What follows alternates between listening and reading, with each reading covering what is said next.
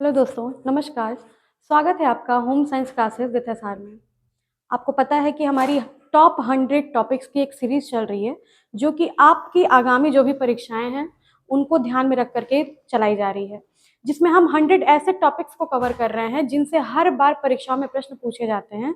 खासकर net JRF को target किया गया है, ठीक है? तो नेट जेआरएफ की तैयारी जो भी बच्चे कर रहे हैं, साथ ही साथ होम साइंस के किसी भी कॉम्पिटिटिव एग्ज़ाम की तैयारी कर रहे हैं, तो आपके लिए यूज़फुल है। क्योंकि आपको पता है कि नेट का जो सिलेबस होता है वो आपका काफ़ी हाई लेवल का होता है। तो कभी भी अगर हम टीजीटी पीजीटी की भी तैयारी करते हैं तो हमारे लिए नेट का सिलेबस भी यूज़फुल होता है, ठीक है? कुछ-कुछ चीज़ों का ही बस अंतर होता है, तो ऐसा नहीं है कि ये क्लास सिर्फ नेट जेआरएफ के लिए है।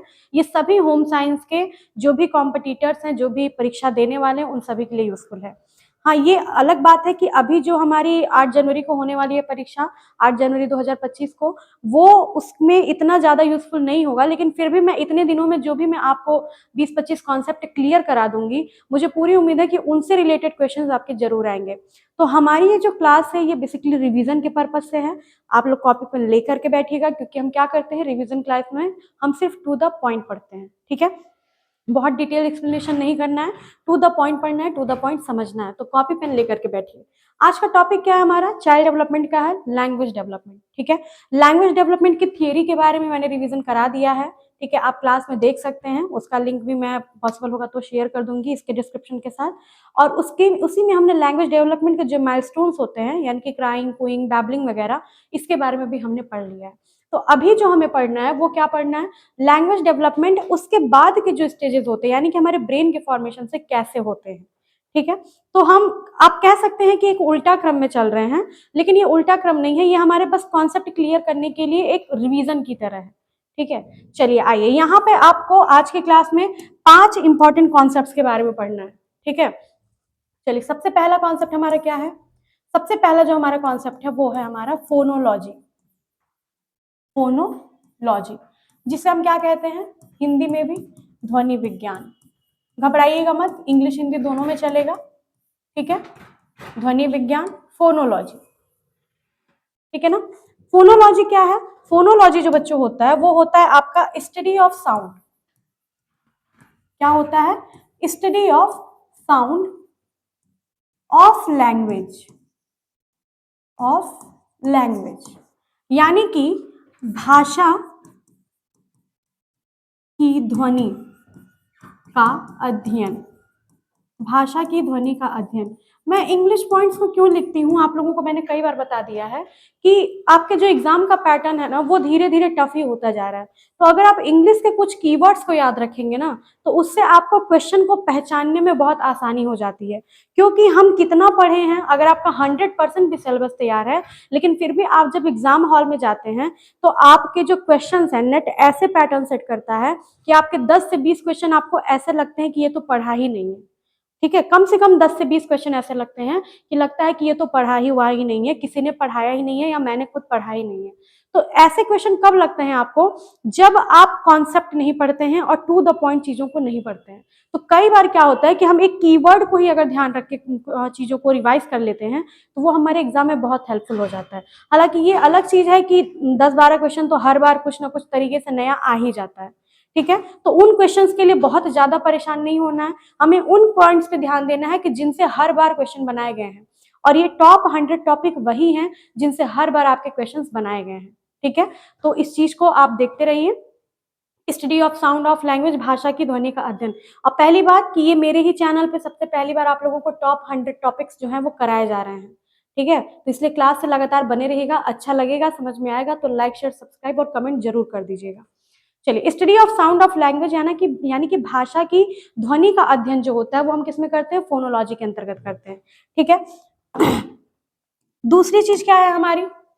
दूसरा जो है हमारा, उसको हम कहते हैं मॉर्फोलॉजी। मॉर्फोलॉजी, इसको हम कहते हैं आकृति विज्ञान। आकृति विज्ञान। आपको पता है कि स्मॉलेस्ट यूनिट ऑफ साउंड क्या है? स्मॉलेस्ट यूनिट ऑफ साउंड, इसको आप कमेंट करके जरूर बताइएगा, इसी से रिलेटेड है आपका, ठीक है ना? या लैंग्वेज, भाषा की सबसे छोटी इकाई क्या होती है? ध्वनि की सबसे छोटी इकाई क्या होती है? इन दोनों, आपके ये दोनों क्वेश्चन इन दोनों पॉइंट से रिलेटेड हैं और आप मुझे कमेंट में जरूर बताइएगा, नहीं तो आगे की क्लास, जब मैं कल की क्लास अपलोड करूंगी उसमें मैं आपको जब ब्रोकाज और वर्निक्स एरिया के बारे में पढ़ाऊंगी तो उसमें मैं आपको उस क्वेश्चन का आंसर जरूर दूंगी। लेकिन आज अगर आप देख रहे हैं इस वीडियो को तो आप लोग जरूर कमेंट करके बताइएगा, ठीक है? क्या क्वेश्चन बताना है कि भाषा की सबसे छोटी इकाई और ध्वनि की सबसे छोटी इकाई कौन सी है। चलिए, मॉर्फोलॉजी के अंतर्गत क्या होता है? आकृति विज्ञान इसे कहते हैं, ठीक है? यहाँ पे हम किस चीज की स्टडी करते हैं? मॉर्फोलॉजी के अंतर्गत हम स्मॉलेस्ट यूनिट ऑफ लैंग्वेज, देखिए मैंने बता ही दिया, ठीक है? बेसिकली हम यहाँ पे स्मॉलेस्ट यूनिट ऑफ लैंग्वेज का अध्ययन करते हैं, smallest unit of language, short में लिख दे रहे हैं यहाँ पे, यानी कि भाषा की सबसे छोटी इकाई का अध्ययन, भाषा की सबसे छोटी इकाई, जिसे हम क्या कहते हैं? फोनिम्स भी बोलते हैं, फोनिक्स भी बोलते हैं, छोटी इकाई का अध्ययन करते हैं, ठीक है? लैंग्वेज डेवलपमेंट में आपको पता है, पढ़ चुके हैं आप काफी ज्यादा, तो बहुत ज्यादा डीप में नहीं जाएंगे, बस इतना पता है, बताना है आपको कि स्टेप बाय स्टेप क्या होती है, प्रोसेस चलती है। यानी कि आपने अगर अपने बचपन तो याद ही होगा आपको सबको, आपको पता होगा कि सबसे पहले जब हम लोग पढ़ना शुरू किए तो हम लोग क्या पढ़ना शुरू किए? पहले हम लोग क ख ग घ क्या डायरेक्ट पढ़ना शुरू कर दिए थे? नहीं, पहले हमने क ख ग घ डायरेक्ट नहीं पढ़ा था, पहले हमने अ से शुरुआत की थी, ठीक है? अ से शुरुआत की, अ पढ़ा, आ पढ़ा, फिर इसके बाद हमारा क ख ग घ आया, क ख ग घ आया, ठीक है? फिर इसके बाद हमने क्या किया? मात्राओं को पढ़ा, मात्राओं के बाद से हमने शब्दों को बनाना सीखा, यानी कि 1 से 2, 2 से 4, फिर 4 शब्दों के, 4 अक्षरों के शब्द पढ़ना शुरू किया, मतलब अक्षर ज्ञान लिया पहले, फिर शब्द का ज्ञान हुआ, फिर पूरे वाक्य का ज्ञान, फिर हमारी भाषा का ज्ञान, ठीक है? तो यही मतलब सीक्वेंस जो होता है आपका, यही आपका सीक्वेंस चलता है। तो फोनोलॉजी क्या होता है आपका? Basically study of sound of language, और यहाँ पे क्या है? स्मॉलेस्ट यूनिट ऑफ लैंग्वेज की स्टडी हम करते हैं, तो ये क्या है आपका? मॉर्फोलॉजी है, ठीक है? इसमें क्या होते हैं? मॉर्फिन्स होते हैं, मॉर्फिन ही बोला जाता है इनको, मॉर्फिन। अब मॉर्फिन का अर्थ क्या होता है? मॉर्फिन का अर्थ होता है बच्चों छोटे शब्द, ठीक है? मॉर्फिन का अर्थ क्या होता है? जो छोटे शब्द होते हैं वो आपके क्या कहलाते हैं? वो आपके मॉर्फिन्स कहलाते हैं। और जब हम इन्हीं छोटे छोटे शब्दों को आगे जोड़ते हैं तो उनसे क्या बनता है? शब्दों से पूरा का पूरा हमारा वाक्य बनता है, और वाक्य से फिर हमारी लैंग्वेज जो होती है वो आगे बढ़ती जाती है, ठीक है? तो ये मॉर्फोलॉजी है आपका, स्क्रीनशॉट इसका ले लीजिए आप। तब हम आगे बढ़ते हैं अगली चीज पे, इसका एक एग्जाम्पल बताते हैं आपको। चलिए, मॉर्फोलॉजी का एक एग्जाम्पल देखिए क्या है। एग्जाम्पल ऑफ मॉर्फोलॉजी यानी कि आकृति विज्ञान का एग्जाम्पल। जैसे मैंने अगर आपको एक सेंटेंस शब्द दे दिया, डिसटेस्टफुल, ठीक है? ये क्या है? डिसटेस्टफुल। अब इस शब्द का जो अर्थ होगा वो क्या बनेगा? वो सिंपल सा तो यही बनेगा ना कि स्वाद रहित, जिसमें कोई स्वाद ना हो, ठीक है? किसी भी प्रकार का कोई स्वाद ना हो, इस शब्द का अर्थ क्या होगा? स्वाद रहित हो जाएगा। लेकिन अभी जब हमें इसे पढ़ना होगा तो हम कैसे पढ़ेंगे? इसे अलग अलग करके पढ़ेंगे, डिसटेस्टफुल। और इन तीनों का क्या है? अलग मतलब है। डिस का मतलब होता है किसी चीज का निगेशन, निगलेशन, यानी कि नकारना, ठीक है? मना करना। टेस्ट का मतलब होता है स्वाद, ठीक है? और फुल का मतलब क्या है? गुण से अर्थ है, यानी कि गुणवत्ता से इसका अर्थ है। तो बेसिकली ये क्या है कि किसी कोई स्वाद रहित चीज है जिसमें कोई स्वाद नहीं है, ठीक है? तो ये हमारा क्या है? डिसटेस्टफुल। ये आप इसका एग्जाम्पल समझ सकते हैं कि कैसे शब्दों को, छोटे छोटे शब्दों को जोड़ जोड़ करके, अक्षरों को जोड़ जोड़ करके हम क्या करते हैं? एक शब्द का निर्माण करते हैं। तो बेसिकली दो चीजें भी मैंने आपको बताई, एक है फोनोलॉजी और एक है मॉर्फोलॉजी। फोनोलॉजी के अंतर्गत हम क्या करते हैं? Study of sound of language, यानी कि भाषा की ध्वनि का अध्ययन करते हैं। फिर हमारा दूसरा क्या है? Study of smallest unit of language, morphology के अंतर्गत करते हैं। अब ये ध्यान दीजिएगा, ये सिर्फ मैं आपको कीवर्ड्स नोट करा रही हूँ, कीवर्ड बता रही हूँ, बहुत डिटेल क्लास नहीं है। हमारा 100 टॉपिक जब कवर हो जाएगा ना तो उसके बाद हम डिटेल क्लासेस भी चलाते रहेंगे। और आपको अभी बता दे रहे हैं कि अभी आपके नेट पे जेआरएफ के पेपर होने के बाद से असिस्टेंट प्रोफेसर के लिए और साथ ही साथ जो टीजीटी पीजीटी के बच्चे हैं उन लोगों के लिए भी मैं क्वेश्चंस जो होंगे वो सॉल्व कराती जाऊंगी, और कॉन्सेप्ट भी हमारा चलता रहेगा। आपको पता है कि केसी जोन चैनल है हमारा, उस पर भी अगर आप नहीं गए तो उस पर भी आप जाएंगे तो वहां भी मेरी 10-12 वीडियोस पड़ी हुई हैं होम साइंस की, जिसमें मैंने क्वेश्चंस कराए हैं, तो आप उन क्वेश्चंस को भी देख सकते हैं, ठीक है? तो ये हमारा क्या है? एग्जाम्पल हो गया किसका? डिसटेस्टफुल, मॉर्फोलॉजी का। दो चीजें बस अभी आपको ध्यान रखना है। चलिए, तीसरा जो हमारा पॉइंट है इसको हम बोलते हैं सिंटेक्स। ठीक है, हिंदी में भी कई बार ये ऐसे ही लिख के आ जाता है, सिंटेक्स। ठीक है, सिंटेक्स बेसिकली क्या है आपका? सिंटेक्स क्या होगा? आपने पेपर अगर प्रीवियस ईयर का एनालिसिस किया होगा तो आपने देखा होगा कि इस तरह की टर्मिनोलॉजी आपकी आती है, और ये सिर्फ आपके पेपर 2 में ही नहीं बल्कि नेट जेआरएफ के पेपर 1 में भी इस तरह की टर्मिनोलॉजी आती है। ठीक है, तो सिंटेक्स का मतलब क्या है, इसको याद रखने का तरीका बता दे, बहुत कंफ्यूजन होता है बच्चों को। सिंटेक्स, ठीक है, सिन याद रखिएगा इसको, एस, एस बस यहाँ पे आप डिनोट कर लीजिए, और एस से याद रखिएगा study of sentence, study of sentence, यानी कि वाक्य का अध्ययन, वाक्य का अध्ययन। हम जब किसका अध्ययन करते हैं? सेंटेंस का अध्ययन करते हैं, वाक्यों का अध्ययन करते हैं, तो वो क्या कहलाता है? हमारा सिंटेक्स कहलाता है। ठीक है, जैसे कि एग्जाम्पल के तौर पे आप देख लीजिए, अगर कोई बच्चा मान लो मांग रहा है आपसे सेब, कि मुझे सेब दे दो, या मुझे सेब चाहिए, मुझे सेब चाहिए, तो सेब क्या है? एक मीनिंगफुल वर्ड है। ठीक है, मीनिंगफुल वर्ड का मतलब कि सेब का मतलब आपको पता है कि एक पका हुआ फल है जो कि खाया जाता है, ये क्या है, ये इसका अर्थ आपको पता है। तो ये क्या है? मुझे सेब चाहिए। अगर बच्चा सेब मांग रहा है, आई वॉन्ट ए एप्पल, तो आप क्या करेंगे? आप यहाँ पे इसको एक पूरे वाक्य के रूप में कंसीडर कर सकते हैं। ठीक है, और ये जो सेब है सिर्फ ये, अगर आप जब इसको पढ़ेंगे, इसकी स्टडी करेंगे, तो ये आपके किस अंतर्गत आ जाएगी? मॉर्फोलॉजी के अंतर्गत आ जाएगी। ठीक है, आई होप कि क्लियर होगा। तो सिंटेक्स से याद रखिएगा, एस बस आपको यहाँ याद रखना है, और इस एस से क्या होगा? Study of sentence. और अभी मैं आपको दूसरा ट्रिक बताती हूँ, किसका? सिमेंटिक्स का। सिंटेक्स तो हो गया, दूसरा आपका आता है सिमेंटिक्स। सिमेंटिक्स ये भी बहुत इंपॉर्टेंट है, सिमेंटिक्स। ठीक है, दूसरा क्या है आपका? चौथा पॉइंट हमारा सिमेंटिक्स। हालांकि सिमेंटिक्स पहले आएगा, मॉर्फोलॉजी के बाद सिमेंटिक्स आएगा, सिमेंटिक्स के बाद हमारा सिंटेक्स आता है, फिर हमारा लास्ट में प्रैग्मेटिज्म आता है। ठीक है, 5 चीजें हैं, आप इनके सीक्वेंस भी याद रख सकते हैं, आप इसको 3 और इसको 4 भी लिख सकते हैं। लेकिन ये बताने के पीछे का रीजन ये है कि बस आपको ये टेक्निक बतानी थी, ये एक छोटी सी ट्रिक है जो आप आसानी से याद रखने के लिए बना सकते हैं। तो सिमेंटिक्स में हम क्या करते हैं? बेसिकली सिमेंटिक्स में किया जाता है study of meaning, study of meaning. ठीक है, यानी कि शब्दों के अर्थ का अध्ययन, शब्दों के अर्थ का अध्ययन। हम क्या कर रहे हैं इसमें? शब्दों के जो अर्थ होते हैं, जैसे मैंने अभी बताया ना, डिस्टेस्टफुल वाला या सेव हो गया, तो उसके जब हम अर्थों का अध्ययन करते हैं तो ये हमारा क्या कहलाता है? ये हमारा कहलाता है सिमेंटिक्स। ठीक है, इसमें हम क्या करते हैं? स्टडी ऑफ मीनिंग की बात करते हैं। वर्ड हो गए, वाक्य जो भी होते हैं, उनका जो भी वर्ड हो जाते हैं, जैसे मान लीजिए कोई शब्द है, वर्ड, कोई फ्रेज दिया हुआ है, कोई फ्रेज दिया हुआ है, तो इनके जब हम अर्थ निकालने लगते हैं, अर्थ समझते हैं, तो वो हमारा सिमेंटिक्स में आता है। अब यहाँ पे आपको याद कैसे रखना है? तो ध्यान दीजिएगा, यहाँ पे एन दिया हुआ है ना, सिंटेक्स, तो एस सेंटेंस, एन यहाँ भी दिया है, एस एन यहाँ भी दिया है, और एस और एन यहाँ भी दिया हुआ है। यहाँ पे आपको याद रखना है यस यम। कोट समझ में आ रहा है? एस से स्टडी ऑफ, एन से सेंटेंस, एन सेंटेंस में भी आ रहा है। ठीक है, यहाँ पे स्टडी ऑफ मीनिंग, एस यहाँ पे भी आ रहा है और एम यहाँ पे भी आ रहा है, तो आप इसको आराम से डिनोट कर सकते हैं एम से, यानी कि मीनिंग। ठीक है, यानी कि स्टडी ऑफ मीनिंग। इससे आसान तरीका कोई नहीं है आपको कीवर्ड याद रखने का।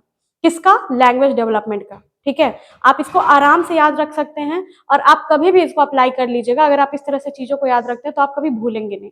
अब मेरी क्लास में आपको अगर रिवीजन जब तक हमारा चलेगा, उसमें आपको बहुत छोटे छोटे ट्रिक भी बताएंगे, और जब हम डिटेल क्लासेस करेंगे तो उसमें हम आपको बहुत सारी चीजें और भी बताएंगे। आगे की जो हमारी क्लासेस होने वाली है वो विथ प्रैक्टिकल होने वाली है, क्योंकि टेक्सटाइल की क्लासेस होंगी, उसमें फाइबर टेस्टिंग वगैरह होगा, कैसे फाइबर टेस्ट किए जाते हैं, फिर हमारा कैसे जो फाइबर प्रॉपर्टीज हैं वो कैसे हम उसको पहचान सकते हैं, इन सभी की मैं आपको यहाँ पे जो क्लासेस होंगी, भले रिकॉर्डेड होंगी, लाइव तो नहीं चल पाएंगी, लेकिन इस रिकॉर्डेड क्लास में ही मैं आपको सारे टेस्ट जो है वो करके दिखाऊंगी। ठीक है, तो क्लास से जरूर बने रहिएगा, प्रैक्टिकल और थ्योरेटिकल दोनों नॉलेज के लिए, और साथ ही साथ ट्रिक के साथ। अभी तक आपने मैथ्स पढ़ा होगा, रीजनिंग पढ़ा होगा ट्रिक के साथ, पर आपको होम साइंस भी आप ट्रिक पे थोड़ा सा समझ सकते हैं, पढ़ सकते हैं। ठीक है, तो ये क्या है आपका? स्टडी ऑफ मीनिंग की जब हम बात करते हैं तो हमारा सिमेंटिक्स होता है, और जब स्टडी ऑफ सेंटेंस की बात करते हैं तो वो हमारा सिंटेक्स होता है। आई होप कि क्लियर होगा इतना। ठीक है, सिमेंटिक्स में हमारे एक चीज ध्यान रखिएगा कि जेस्चर्स भी आते हैं। जेस्चर्स जानते हैं, हाथ पैर का मूवमेंट होना, आंखों का मूवमेंट होना, भाव भंगिमा होना, ठीक है, इशारे से किसी को बुलाना, ये सारी चीजें क्या है, ये सारे हमारे जेस्चर्स होते हैं जो भी इसके अंतर्गत भी आते हैं, यानी कि शब्द उनके अर्थों को समझने के लिए इन जेस्चर्स का भी यूज होता है। चलिए, इतना क्लियर है, 4 चीजें तो आपकी हो गई। अब एक बहुत इंपॉर्टेंट टर्मिनोलॉजी आ रही है, उसको भी आपको कीवर्ड से याद रखना है, उसे हम जानते हैं प्रैग्मेटिज्म के नाम से। प्रैग्मेटिज्म,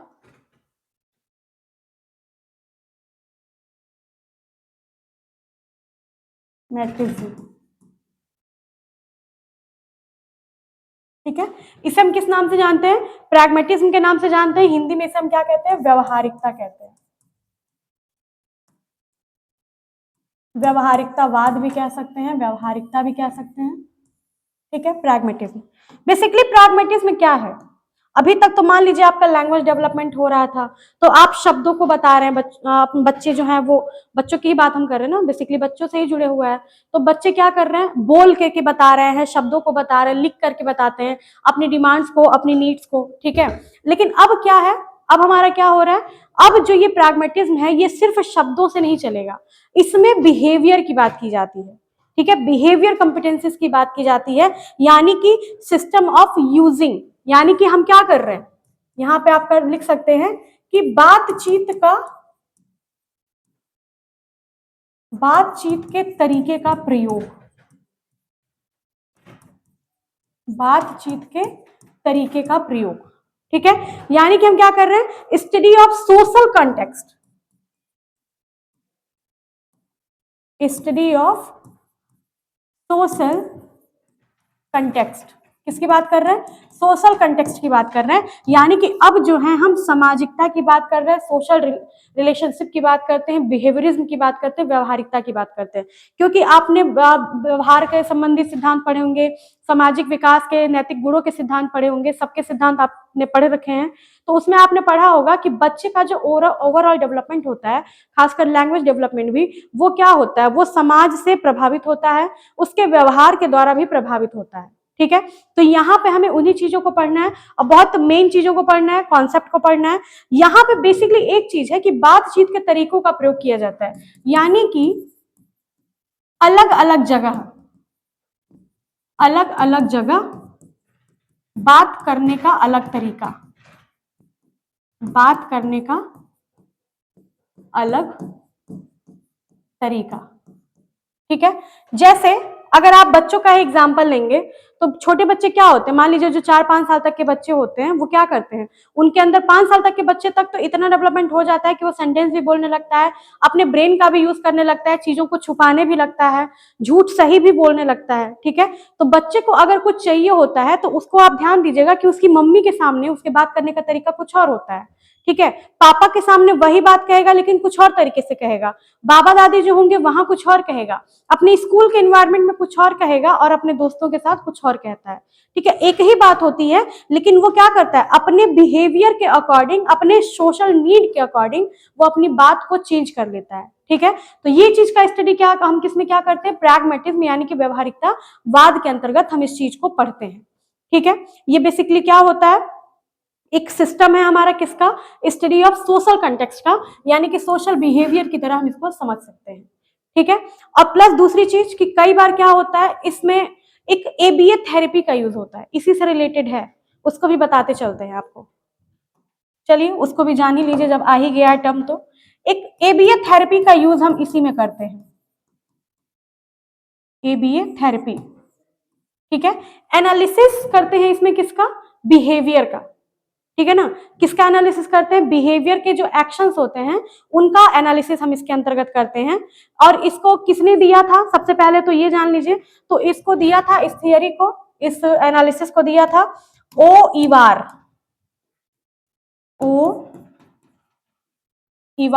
लोवास, ठीक है।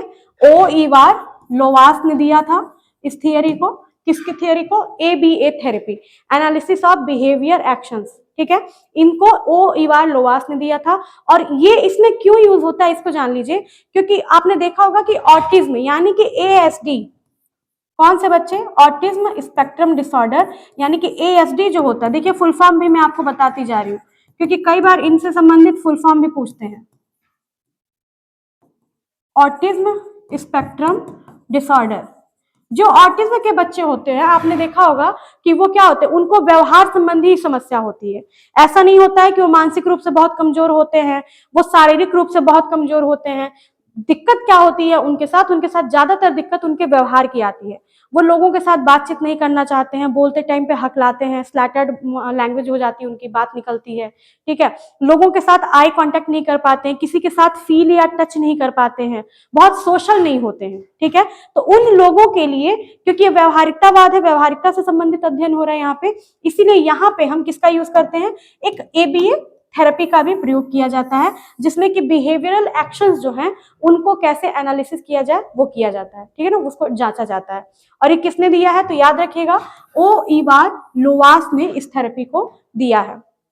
अच्छा, इसमें एक चीज और आपको बता दें, इसी में बता देते हैं कि इस थेरेपी को हम बिहेवियरल इंजीनियरिंग के नाम से भी जानते हैं। किस नाम से जानते हैं? ऑल्सो नोन एज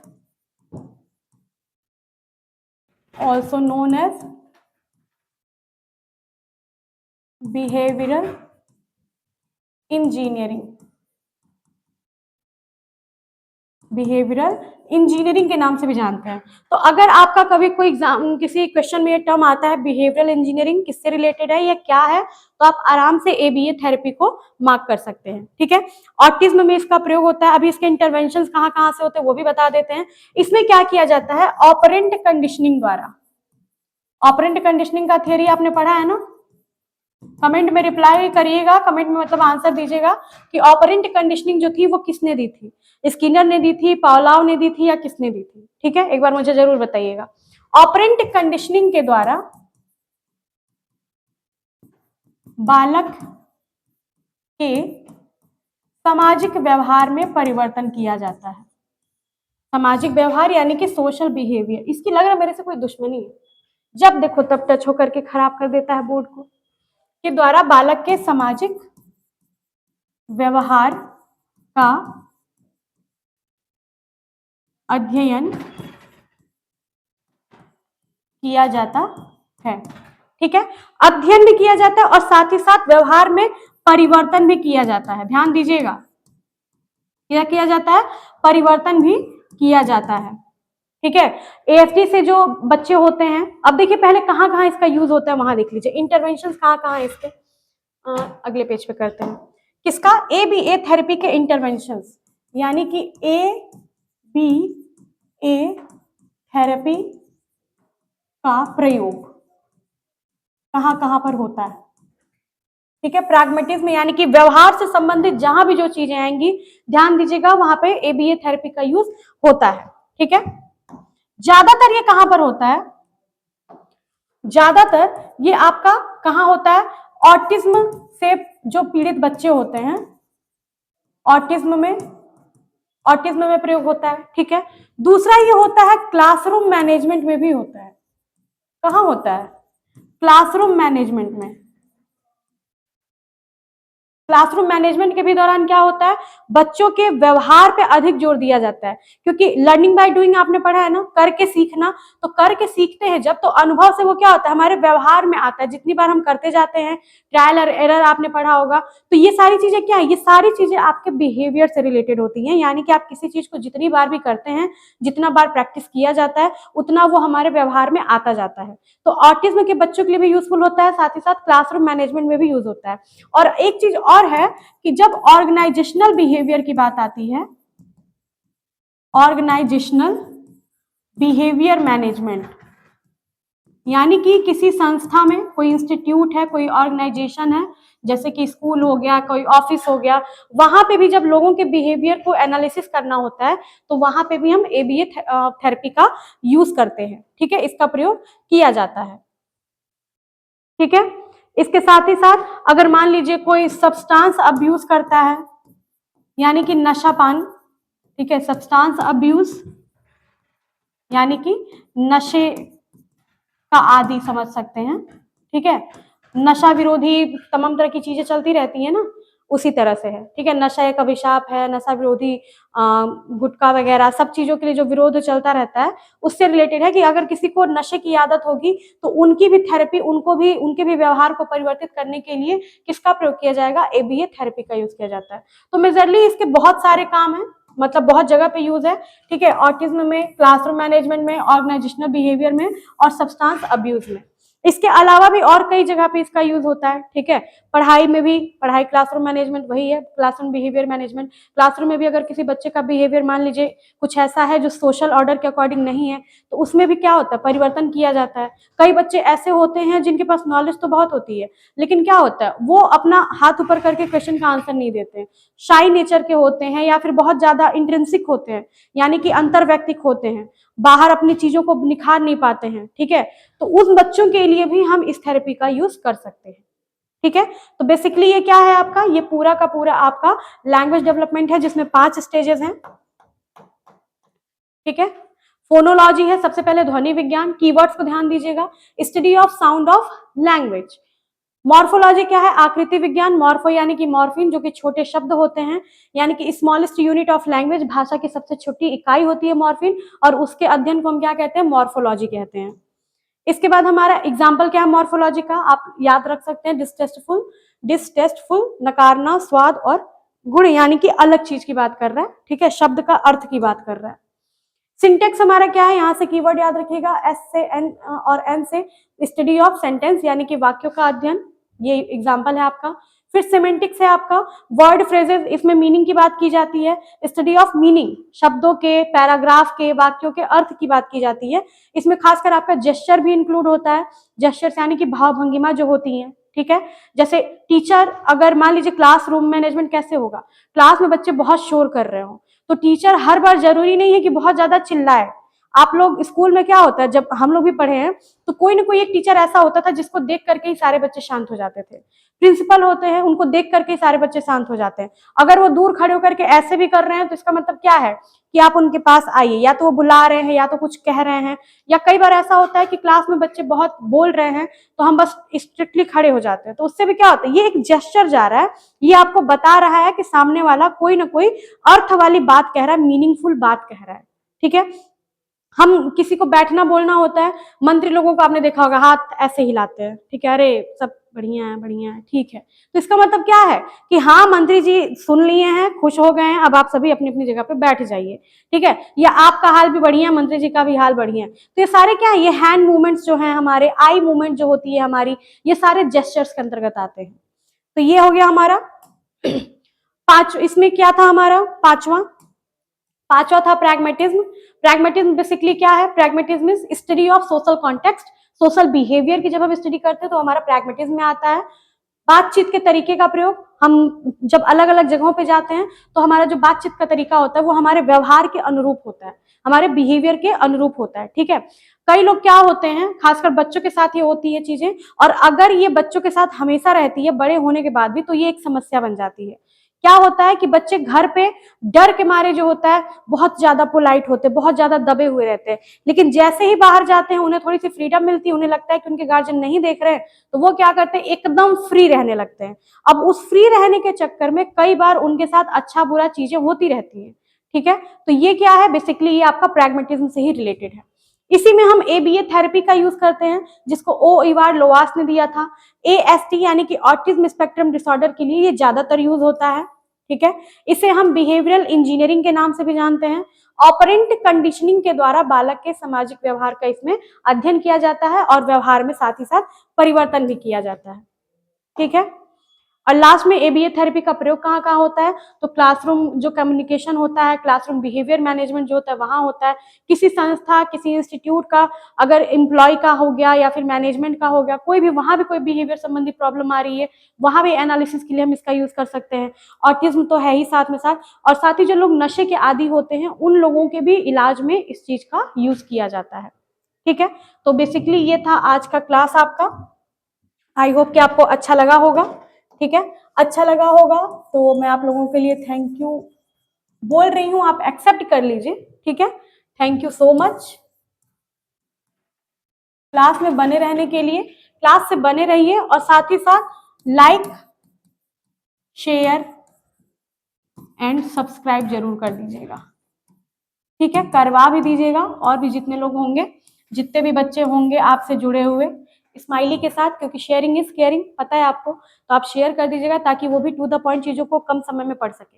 हालांकि आज की क्लास लंबी हो गई, थोड़ा सा मैंने डिटेल बता दिया है, लेकिन अभी जो क्लासेस चलेंगी हमारे बेसिकली टू द पॉइंट ही चलेंगे, थोड़े बहुत कॉन्सेप्ट के साथ। ठीक है, तो आप इसको कह सकते हैं कि ये टू द पॉइंट सीरीज चल रही है। ऐसा कोई मैंने अनाउंसमेंट नहीं किया है, लेकिन हाँ, ये टॉप 100 टॉपिक्स की एक सीरीज चल रही है, जो कि मैंने ही इसे अभी स्टार्ट किया है। आप अदर किसी भी चैनल पे देख सकते हैं, अभी तक इस चीज को स्टार्ट नहीं किया गया है। ठीक है, तो मिलते हैं नेक्स्ट क्लास में, तब तक के लिए क्लास से बने रहिए और आगे पढ़ते रहिए, क्योंकि आपका एग्जाम आने वाला है।